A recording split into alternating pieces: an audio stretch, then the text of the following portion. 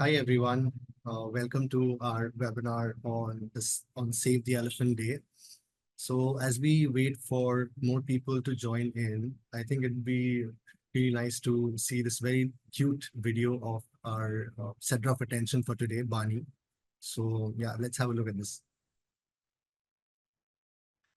Bani, hey betul, dah, Bani, hey Bani, betul, Bani. Yes, will be good. You'll be fine. सब तुम्हारे साथ है. ले बानी दूध पी ले चल बानी दूध आओ बानी दूध पी ले आराम से आजा A big team is behind you. Eh? A big team is behind you. You will be all right. Keep the spirit. Keep the spirit. दूध पी ले शाबाश पी ले Get up. जाओ जल्दी से. इसलिए जितना किलोगे वैसे रखे करके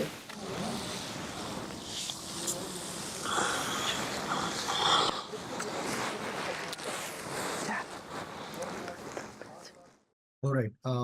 Hi everyone once again. My name is Neil and I will be your moderator for the evening. And a very good morning to all those who are joining from the other side of the globe, and a good evening to those who are joining from this side of the globe. And we are going to mark Save the Elephant Day today. As you can see that every year, April 16 is observed as Save the Elephant Day. And it's a very crucial day because this particular day is usually used to highlight the threats that elephants all over the world face. And of course, we are going to talk about Asian elephants as the geography is limited to India. And we are going to do that with through the journey of today's center of attraction, which is Bani. But before we start and we talk about Bani's journey with us, we'll take a look at a few important facts about wild Asian elephants. So as you all can see, a century ago, there were a million wild Asian elephants roaming, the wild spaces and the forests and the land of India. And now currently an estimated, 40 to 50,000 elephants are present in the wild. So as a result, obviously the elephants are listed as an endangered species in the IUCN Red List, and they're also protected under Appendix 1 of CITES. So Asian elephants are one of the 3 extant subspecies. So the one that we find on Indian land is known as the Elephas maximus indicus. That's their subspecies name. And they're obviously protected they are a Scheduled 1 species under the Indian Wildlife Protection Act, which means that they are given the highest amount of protection under this particular Indian law. And in India, currently, there are an estimated like 30,000 Asian elephants present in the wild. But unfortunately, there are more than 2,500 to 2,600 elephants who remain in captivity. So on an average, actually, it's a very shocking fact that currently on an annual basis, almost 20 elephants, and this is according to the government data, that almost 20 elephants are killed, on as a result of train accidents. And this is a yearly phenomenon. And just to prevent the number from going from 20 to 21, I think our entire team did a great job. And that is where we come in with the story of Bani. And as you can see, this whole thing started in December 2023, when in the middle of the month, this poor elephant calf, who was nearly about 9 months old at that time, she faced a horrific accident. And as you can all see, one of her herd members, he or she is lying on the tracks, and it's a dead body. And this particular incident occurred near the railway tracks of Jim Corbett National Park in northern India. And the Uttarakhand Forest Department, the state where this particular national park is located, the Uttarakhand Forest Department found her in a half paralyzed and injured state. And they put Bani under their care for a month. And as she was under their care, the authorities and the veterinary team of Corbett National Park and Nainital Zoo They did their best to provide the best of care to Bani. But during the month of January, during the end of January, we were summoned, the team of Wildlife SOS, we were summoned to provide more medical assistance. And depending on that particular situation, it was decided that Bani would be brought to the Wildlife SOS Elephant Hospital in Mathura. And so, yeah, I think since then, our team of veterinarians have worked really, really hard. And as I say, not all superheroes wear capes. They come in all shapes and forms. And today we have two of this brilliant team, Dr. Arun and Dr. Gocharam, who will be talking about Bani's journey and how they transformed Bani's life. So I think that's all from my side, and I think all of you will be should be prepared to experience a potpourri of emotions as these two take you through a journey of recovery, resilience, and resurgence. Over to you, Dr. Gocharam. Hi, very good evening to everyone. So here this day I'm going to talk about Bani's complete health condition from the time she had met with an accident to till date. For our better understanding, for your better understanding and convenience, we have phased it into like 4 phases, in which the phase 1, the time when we met Bani. So we got a call from Uttarakhand Forest Department stating that a Bani elephant calf which met with an accident. So she was found in a very pathetic condition. An initial first aid was being provided by the Forest Department, and they called us. Once we got the information, our rapid response vet team reached the spot. We witnessed her after a tragic accident in a very bad handicapped condition. And moreover, it's very clearly evident that she couldn't able to stand or walk. Our team of expertise vet, along with the forest department, had made initial examination, and they have spent almost over a week to find what is the cause or what are the damages.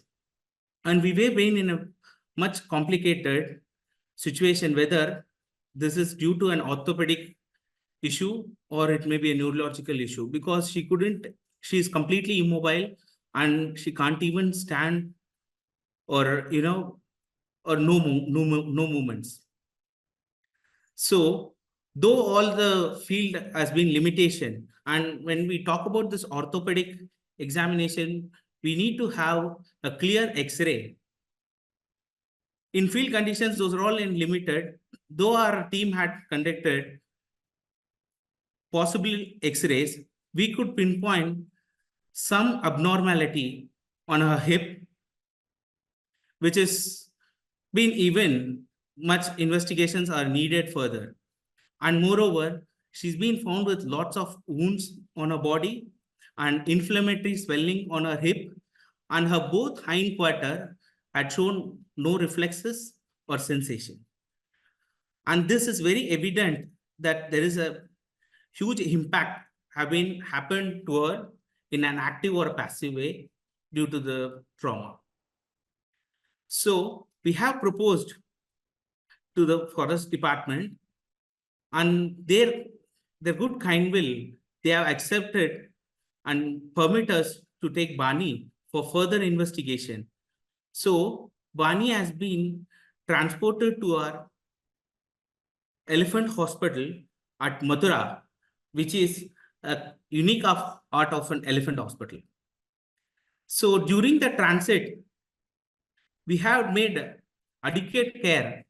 A specialized ambulance had been designed, moreover, to make sure that comfortability of her travel in the lateral recumbency.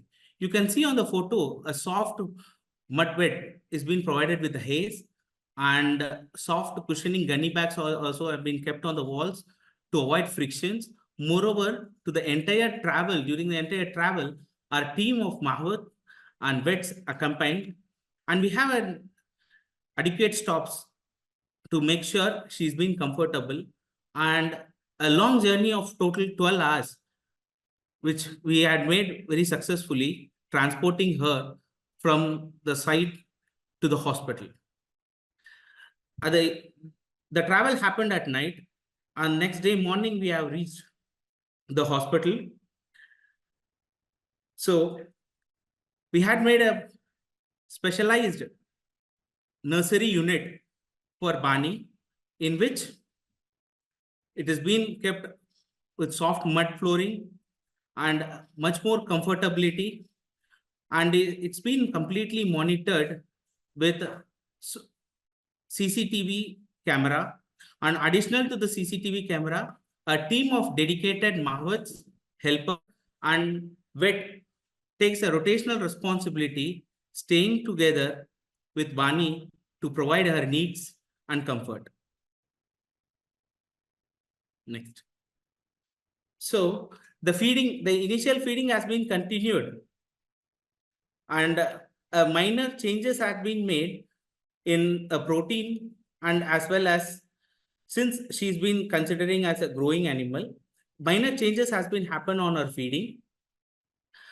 Elephants on this age groups, like 8 to 9 months in wild, they generally start consuming green fodders. So you all will be aware, elephants are monogastric, hindgut fermenters. So thinking in mind, we have altered our feed. We have introduced bersim and sugarcane, and she is much fond of bananas, which is highly rich in potassium and fiber, which is very good for her even. And we have used it as an enrichment treats and in mimicking the oral medications. Next. So once she got accustomed to the environment, the new environment after the transport, after consulting lots of experts from international and from India even, we formulated a veterinary investigation procedure and therapeutic procedure to help her further based on the responses. So our initial further investigations were, as been explained on the next slide. So the vital signs have been monitored from the time when we have arrived there, and we have standardized it for our continuous monitoring. Apart from that, since she has been completely lying down, we have been changing her sides every 6 hours interval to avoid the bed sores, and blood analysis have been done to understand her in vital organ functionality, and the fecal examination, the routine fecal examination has done to make sure that she is devoid from internal parasites. So the body weight have been taken. You all see the body weight is here. It is very important, when in veterinary practices, all the drugs or medications have been calculated based on the body weight. So to know the effect. So the body weight has been noted, and when she has arrived, she was around 268 kg, and currently she is 315 kgs. So in that even we are much in a state that she shouldn't even pathetic condition of her paralysis.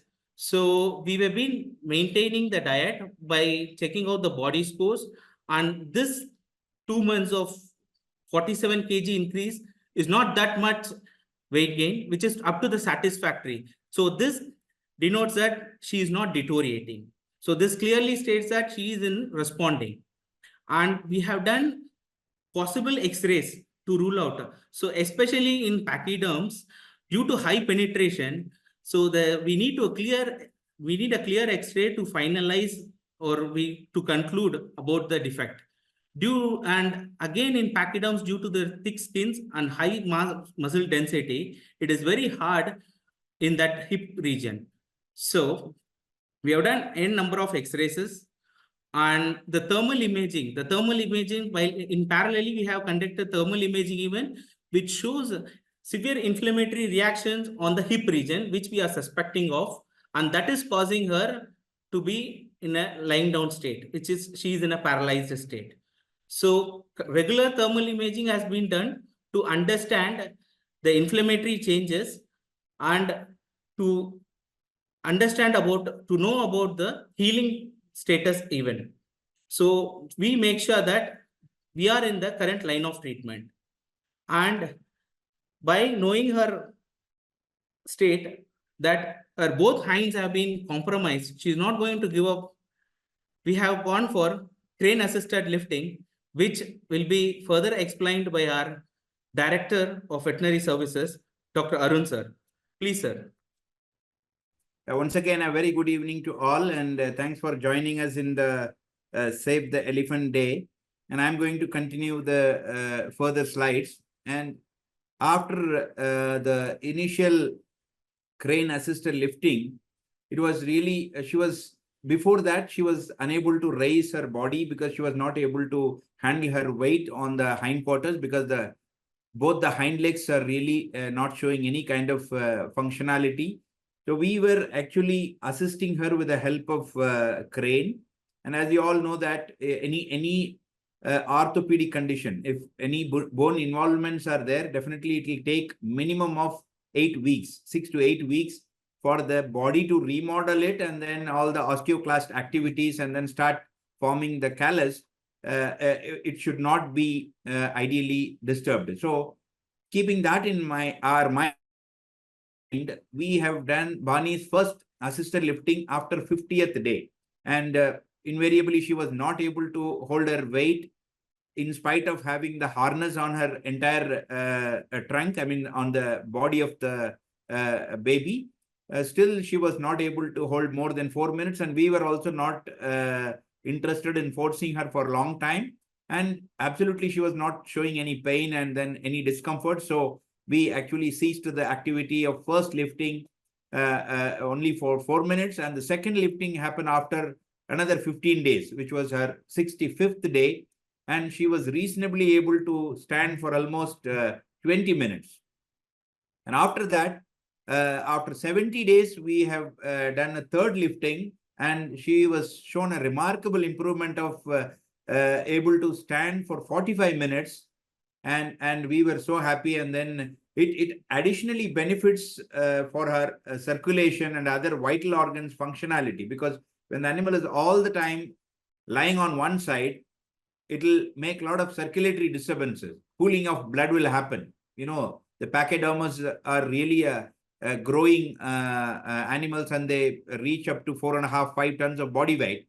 So at this moment, she is closely around 320 kilos, and we don't want any of her circulation is hampered on one side. So regularly, she used to get moved between one side to other side every 6 hours. But in addition to that, making her erect will always help her, and then always she's showing interest in doing that. And currently, she could able to stand over 6 hours without even the harness or even crane help.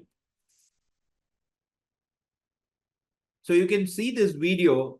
She was trying to stand, and then the entire vet team ensures whether she is capable of taking her weight on her hindquarters, and constant support to avoid slipping her from the harness. So this was the constant worry for us. And even we could able to notice the Mahout was making her comfort and distracting with her favorite feeding bottle, and she was constantly suckling during the entire assisted lifting. In other words, she was completely cooperating during the entire procedure when the crane machine was even operated. Like, you know, the crane will make a lot of sound, but still she was comfortably doing it. And when she was lying down, I mean, every time after every lifting, we used to give her adequate rest. During that time, she starts spraying mud, which was her favorite pastime, and slowly he goes to a short sleep. So by doing this, slowly she gets into a nap, and then it was really motivating for us that she's really comfortable. And actually, the tentative diagnosis was based on our lot of consultation, and we took guidance from various national and international vets, in addition to few well-known Indian human orthopedicians and neurologists for their inputs. And at this point of time, I really would like to thank Dr. Susan Mikota, USA, and Dr. Williams, also from Elephant Care International, USA. And Dr. Shea is also from China, and he is a very well-known veterinary acupuncturist. And Dr. Gabriella and Dr. Ivansi from Japan. So all of them given us various inputs, and they were also curious to know the advancing health improvement of Bani. And a lot of Indian human doctors also with respect to orthopedic and neurological supports. We got a lot of inputs, and I would like to thank Dr. Abhishek Mishra and Dr. E.S. Krishnamurthy and Dr. Karthik from Bangalore, and the acupuncturist and physiotherapist from Buddhi Clinic from Chennai, Vishnu Priya and Yuvaraj. So they all really gave us a lot of inputs, and then based on the cumulative, the history and the trauma behind the entire situation, and also the investigation procedure, we came to a conclusion that she was suffering out of trauma-induced spastic paraparesis. It is in simpler words, it's a paralysis of hindquarter with rigid muscle spasm. So that was the major issue according to our knowledge. And then in addition to that, there must be something to do with the bone formation or bone trauma. So it might be a combined one. So these are our ongoing treatment protocol, the routine treatment of cleaning and dressing of the aberrations, because she was under isolated condition because we were not able to mix her with any other animals, and we don't want to take any other support from the elderly elephants because she needs isolation. Because in a veterinary procedure, it is very common that any new animal or new intake of any species in the herd or in the shelter, we need to quarantine them adequately so that they should not get any kind of infection from others, and the isolated animal themselves should not spread any other problem to an existing in-house animal. So the therapeutic ultrasound is another ultrasound-based therapy to improve the pain relief and tissue healing, and the infrared light therapy also to improve the circulation so that a lot of inflammatory cells will start healing the tissue. And EMS therapy is nothing but electric muscle stimulator, which also enhances the muscle relaxation, and also the stimuli of the muscle will make a lot of blood flow and increases the inflammatory process so that the rigidity of the muscle or spasm of the muscle can be reduced. And laser acupuncture is another advanced therapy which also improves the blood circulation, and also the increases tissue regeneration through release of nitric oxide and endorphins, which also increases the muscle tonicity and enhances the or empowers the animal to flex and relaxes the joint so that she will be able to stand and then flex the joints for her better mobility. And on top of it, we have actually invited a physiotherapist, so the traditional physiotherapist from Ayurvedic Center from Kerala, Mr. Nitoni, helped us creating a lot of hot fomentation techniques by using Murivenna and then Kola Kulatadi Suranam. And this actually avoids disused atrophy. I mean, if the muscle is not used for a certain period of time, automatically the body will stop supplying the muscle, and then it results the atrophy. I mean, the reduction of the growth of the muscle will happen. So we have to make sure that that should not happen, and the disused atrophy should be addressed on a regular basis, so that when she really gets up and start walking, the muscle tonicity should not be a cause for her to limit her movement. So the heat fomentation is always indicated in old and chronic injuries. So that was another beautiful treatment going on in her regular protocol. An electric hand massager. We use a lot of simple electric massagers so that, again, the principle of doing all these stuffs are to improve the blood circulation so that all the inflammations will get reduced and she will be able to gain the tonicity of the muscle. And on top of it, a lot of supplements and a few of the alternative therapies like homeopathies are also going on in between. And a lot of IV therapies, which contains pre-probiotics and painkillers, which include steroids for a certain time. And a lot of nerve tonics were also given through IV routes for first 2 weeks, and later we shifted to oral therapy. So in this video, you can see, though it was really a challenging part of feeding her orally, but our vets makes that so funny, and they spend a lot of time, and she used to with the syringes and then trying to get the medication from the syringe. So it was really funny, but it was really challenging to make her to consume all the oral medications. So this is another important neurological examination which we performed to understand her reflexes and responses for the reflexes are gaining back. So in the initial days, she was not even showing any kind of response when we were trying to do,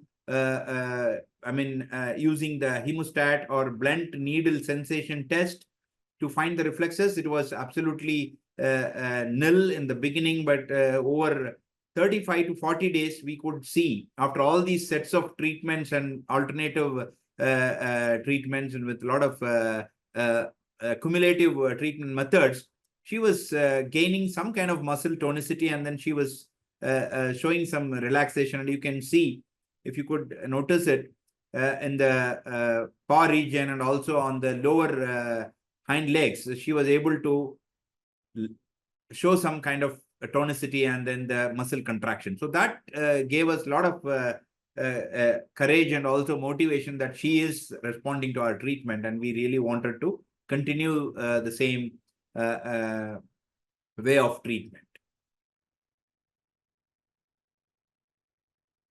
Thank you, sir. Yeah, hydrotherapy, I would like to request Dr. Gochalan to go ahead. Yeah. So as you all aware, the infrastructures are very much needed, and the manpower, resources, and those are all would be an hindrance in the field condition. So this was completely possible once she's been brought to our first elephant hospital, which is in our country, and then which is created by Wildlife SOS. The hydrotherapy pool, this is one among the best thing which we really feel that which had given a confidence for that entire team as well as Bani. So once we initially started taking her to the hydrotherapy pool to see her response with the help of harness assistance, we could only notice that the forelimbs have been functional and the paddling movements were being only noticed on the forelimbs, whereas the hind legs remains stiff and rigid. So what have happened was we have done multiple sessions on hydrotherapy to make her comfortable. The entire team were along with her, encouraging and supporting her to make her to balance her weight inside the water. So as you all aware, water is a very good this thing, so that it keeps us feel light. So you can see she started trying. She is fighting a lot. Bani is a real fighter, and she tries a lot every time. She never gives up. So even our team have been completely assisting her and make sure she is safe. Like a kid, she's been balancing, trying to stabilize her hip, make her comfortable. Like after a multiple session, this had really helped a lot. There is a state where it comes Bani able to completely balance and stand and start playing. You can see that playful thing of Bani with her team. She was being comfortably standing and balancing her hip. This had really given us the confidence. Once she has been capable to made it inside the water, we thought of doing it on the ground as well as Bani even. So this hydrotherapy sessions, we were been doing it weekly thrice. So that had given Bani even the confidence to stay on in the ground. The entire team were being along with her. So to make sure that she never slips or she's been comfortable and she is standing. So once she's been standing and she had given, this was a positive response from her side, that she's been capable of standing without any support for any few minutes. This standing gradual increase as well as similar like in water as well as on the ground. So in general, a normal elephant, a lying elephant stands up using the flexion of elbows and the stifle. They go to the sitting position. That is, we called it, the terminology is like sternal recumbency. They first, the lying elephant would flex the elbow and stifle, coming to a sitting position, and they stand up. Because here actually what the problem was, Bani, due to the impact, her hind quarter, the motor neuron which got affected, that enable her to do the voluntary flexion of the stifles. So where the forelimbs are, they are ready to flex the elbows, but she couldn't able to flex the stifle. After this intensive oil massages, this physiotherapy, all have given paid result. So that the entire hind leg become flaccid, so which makes us little bit comfortable to flex.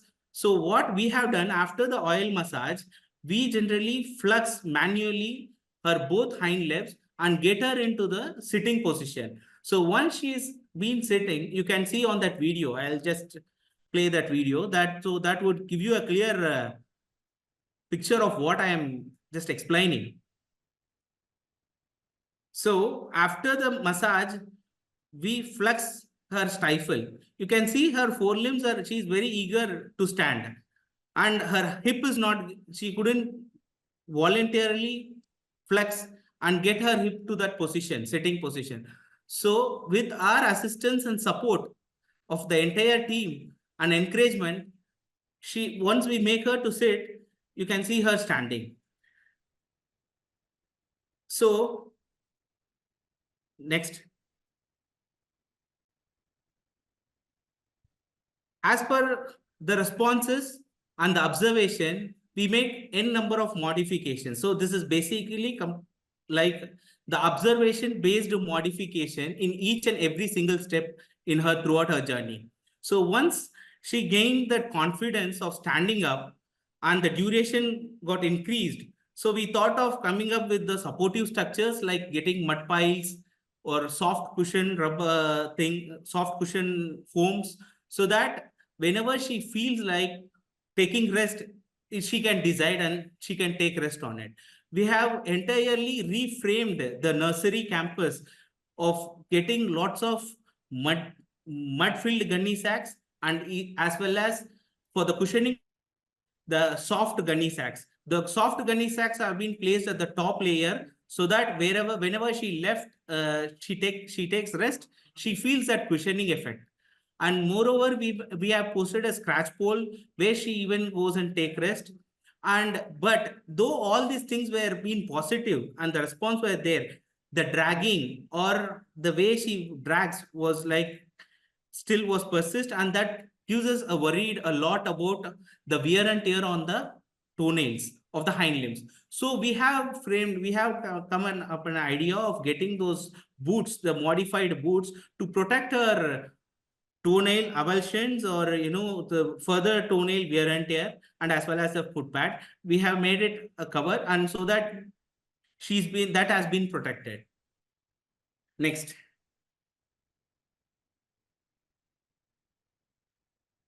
In this instinct, this clearly denotes that Bani is a wild rescue. So once she's been able to stand or stabilize herself, she really started behaving like a wild kid. And she shows lots of cute, naughty behaviors, and she's very fond of throwing mud on her. And this is like a natural instinct of a normal elephant. This gives us a confidence that she is she's bit comfortable and she's responding well. So I further hand over to Dr. Arun sir to continue the further slide. Thank you, Dr. Gochalan. So here again, we started using another advanced technology called laser acupuncture. And laser therapy is nothing but a light amplification by stimulated emission of radiation. So it is a abbreviation of the laser. And actually, this acupuncture is another non-invasive technology, and it is traditionally used many part of the country, especially in China. And we actually started using it, and then it was giving us more response, and she was comfortable and not showing any kind of uneasiness. So though the other responses are really slow, and she was anyway able to cope up with all the treatments like massage and the electrical muscle stimulator, and then hand massaging and fomentation. So we thought adding a laser acupuncture will add value, and also it's a non-thermal laser irradiation. So it again, as I already said, improves the blood circulation and then improves the formation of energy inside the tissue, and it heals a lot. So we really wanted to give more importance to the acupuncture, but laser acupuncture is a kind of non-invasive methodology. But we are in the process of getting guidance from an international elephant experts from China and Thailand through Dr. Susan Mikota for traditional invasive acupuncture to stimulate her hindquarter, the entire nerve bundle. So we're really looking forward for that particular non-invasive acupuncture therapy. Hopefully that gives her more comfort, and then she will be able to flex and relax the hindquarters much better, because she's still having a lot of neurological deficit. But in spite of that, her movement of tail and also passing dung or stool, also urination is always voluntary. So that makes us more encouraging that there is a lot of control over her hindquarter by the individual, and there are a lot of scope for her to improve from the tragic muscle spasm, also the neurological deficit. So here you can see a lot of playful activities of Bani. She enjoys throwing the mud, and also loves banana. Whenever she is literally getting upset with no enrichment, she throws even the gunny sacks filled with hay, and immediately grabs the attention of the mahout, and then get a lot of enrichments. Yeah, you can go to the next slide. So that makes us also really encouraging. And as you all know, that enrichment is really to improve the stimuli of the animal to avoid boredom, and she has to be engaged all the time. So keeps her mentally also and physically also engaged, and improves the quality of life and well-being. So that's our regular procedure of any captive animal, and we are giving more importance to enrichment of Bani whenever she is not sleeping. So in this video, you can see that despite of all these, you can notice her using her enrichment toy, and curious to find what is her today's enrichment in the toy. And she literally uses her trunk all the time, and then maneuver the enrichment and start eating on her own, while she was standing on her own without any assistance. But still, our mahout and the team will be just away from the view of the video, but they will be always expecting her to lie down or bend when she was not able to stand, and we will always be there to help her to make sure that she's not falling accidentally. And our last phase is the planning for the future. So we hope that we have given you all the complete journey of her health update, the total period of 73 days of her journey. And you can see she is now able to stand without any assistance, but still her handicapped condition warrants more of time, and then the time to heal the injuries as well as the musculature and the neurological regeneration. And also when she added her, her age advances, we have a lot of upcoming challenges to face, like her advancing body weight and improved activities, and she will be really naughty and naughty, more and more naughty, and she's vulnerable for additional problems, like she could handle the body weight and also to move and then able to manage on her own to use the enrichments and then use the mud beds. So it is definitely a challenge, but seeing her fighting character, and she will definitely come out of these challenges in few months. We wish to have all your blessings and support for her speedy recovery.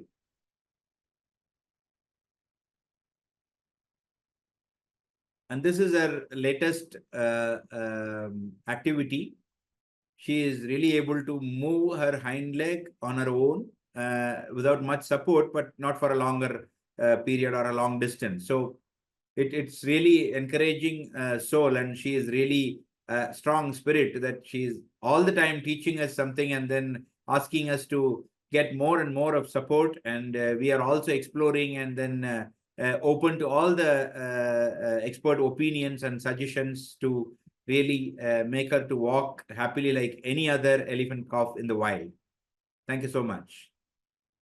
Well, thank you so much, Dr. Arun and Dr. Gochalan, both of you, for taking us through this wonderful journey and the brilliant work that you have done, along with all the other veterinarians as well as our team of caregivers.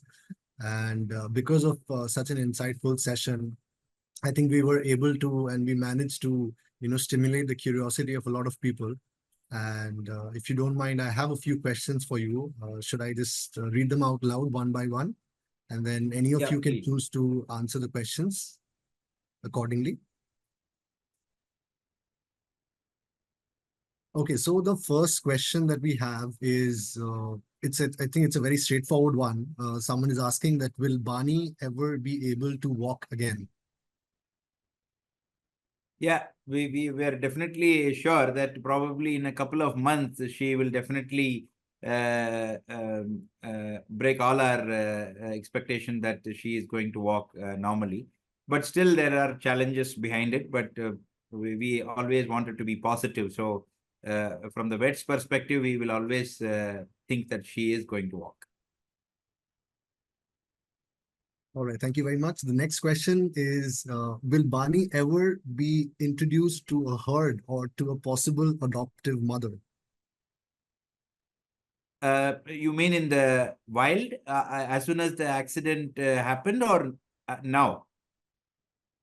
I think Dr. Arun here, they're asking about Bani's future course, whether she'll ever be introduced to a herd, depending upon whether she is released in the wild or if she remains in captive care. I mean, that is very early to decide now, but if she is able to walk around and then make her entire activity and then all herself living behaviors comfortably, then probably we can think of it. But this neurological and also the bone deformities might have got some kind of compromisation in her activities or even in locomotion. So it all depends on her final recovery. I mean, I don't think it is possible to conclude anything now. All right. The next question is with regards to her nutrition. If Dr. Gochalan would like to answer this, is Bani's milk formula comparable in nutrients to a mother's milk? Yeah.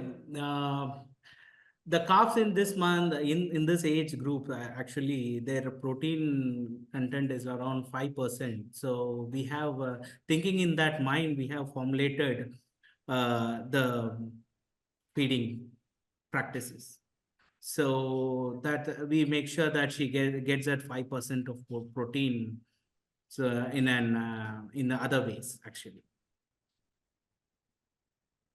So I just wanted to add a point with Dr. Gochalan that actually the feeding schedules were formulated based on the lactating female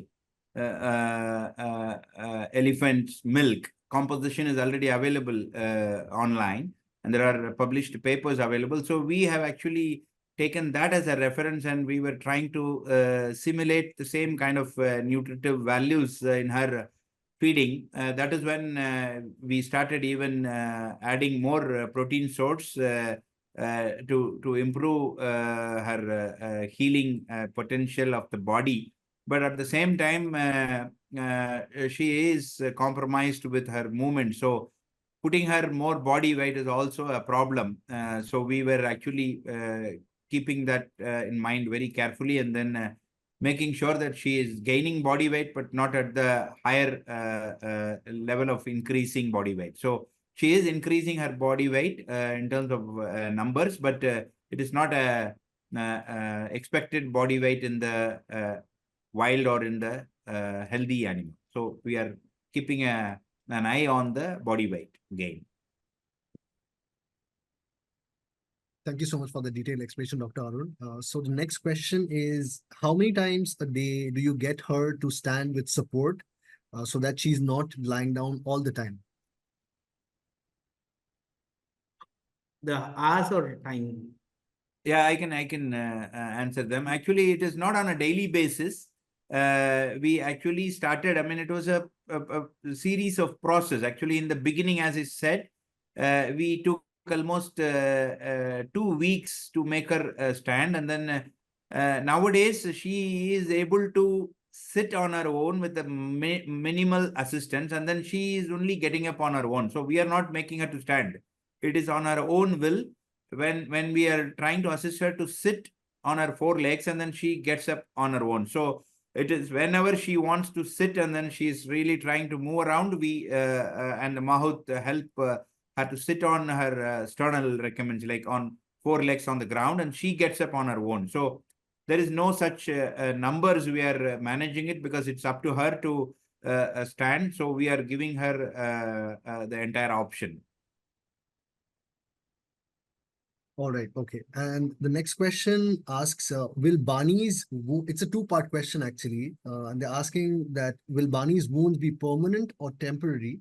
And the second part asks, and will she be able to have a full recovery? I think the second part was somewhat answered by you, Dr. Arun, a while ago. So if you can, address the first part. What was the first part? Can you say that Yeah. again? Yes. So someone is asking, will Bani's wounds be permanent or temporary? Which one? The foot? Bani's wounds, injuries. Wound. Yeah. No. All the wounds are definitely are going to heal. Only thing is, she's on the ground most of the time, and then whenever she wants to throw the mud on her, and then she will be on one side of the body. So the wounds are all is temporary, no doubt in it. All those things will heal, provided her naughtiness should be curtailed a little bit. But other than that, it is not going to threaten her life. So wounds are really temporary, and then is not going to cause or create major health issues. Right. Okay. So the next question asks, Bani seems like she consistently has a positive attitude. Given your knowledge of elephants, has she ever manifested depression or fear in any way that could impact her recovery? Yeah, in our opinion, you want to answer, Dr. Gochalan?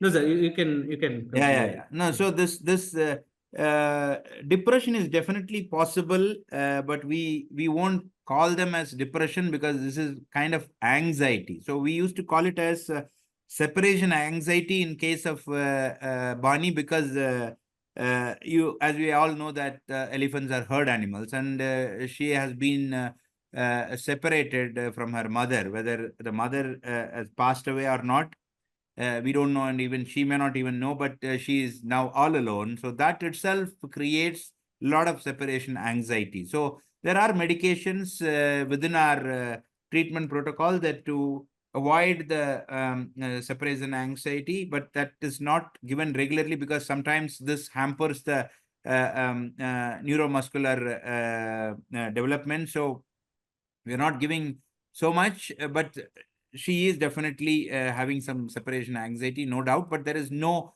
measurable parameters for the separation anxiety. So the other parameter what we used to check is the blood parameter. So all these blood values definitely have a little impact on the separation anxiety, but it is definitely doable. And at this point of time, we will not be able to get her any other calf to play with or to be with her. So that's really unfortunate, but I completely agree that definitely she will be undergoing some kind of separation anxiety. Yes, I think at this moment, a psychological analysis and an insight is also very, very crucial to understand what Bani's condition is.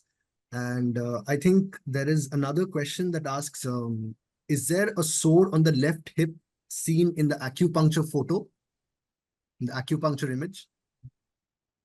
Yeah, the sores are really like bed sores. I mean, in the past, when she was hoisted for a long time, there were a lot of inconvenience. She was, I think, struggling to move around. So there are a lot of sores and bruises on her back, but those are all healing well. So those were really healing wounds. As we all know that elephant skin is really thick, and on the top of it she is constantly throwing mud on the wound, so it is a big challenge for any vet to heal the wounds in a very particular duration of time. So but constantly we are dealing with that, and then the sores are really manageable. All right. So we have the last question for the evening, and it also ends with a very, very wonderful note. It asks, will Bani's growth be affected by her injuries? Thank you and bless you for all you do for Bani and all the elephants. Wildlife SOS is an amazing, inspiring organization. Thank you. Yeah, first of all, I would like to thank for the great blessings, and it was a big teamwork with all the supports and goodwills of the entire team all over the globe, and a lot of well-wishers all over the globe. And this was really a good and happy end note. Thank you for the participant.